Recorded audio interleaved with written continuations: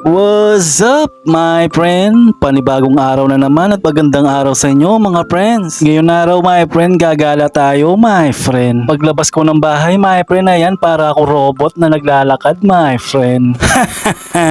At tirik na tirik yung araw, my friend, para kang nasa sunburn sa init, my friend. At sobrang traffic, my friend, kaya naglakad na lang ako, my friend. At dito ako sasakay, my friend. At pupunta lang pala tayo sa Marquee Mall, my friend. At nandito na tayo kaagad sa Marquee, my friend. At hindi ko na pinakita yung daan, my friend, kasi sobrang traffic. Tapos siksikan pa sa jeep, my friend. Syempre, nandito tayo para magpalamig lang, my friend.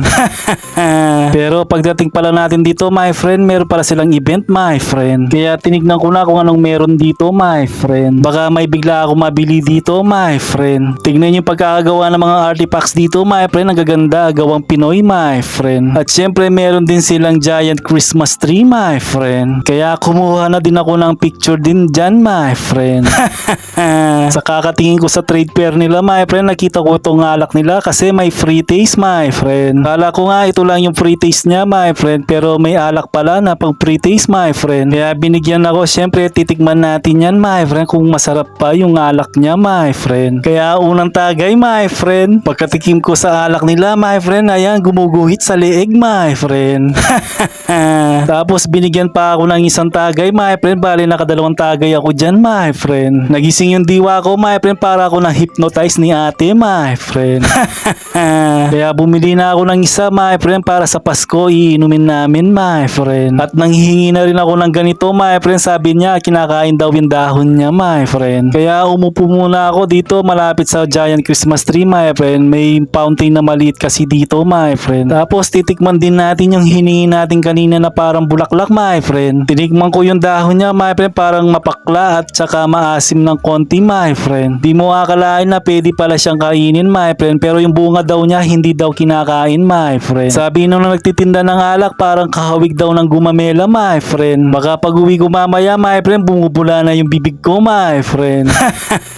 Joke lang. At kakapanibago kasi dito, my friend. Alam ko kasi kumukuha ka lang ng passport dito, my friend. Pero ngayon marami ka nang makikita dito, my friend. Sa kakagala ko, my friend, napansin ko itong exhibit na ito, my friend. Hindi ako mahilig sa mga paintings at saka sa mga exhibit, my friend. At dahil wala tayong magawa, my friend, syempre tinignan ko na din, my friend. At halos naman magaganda yung mga gawa nila, my friend. At medyo kakaiba yung nakita kong aso dito, my friend, na kulay blue tapos nasa gitna pa siya, my friend. Siya ba si Blue's Clues?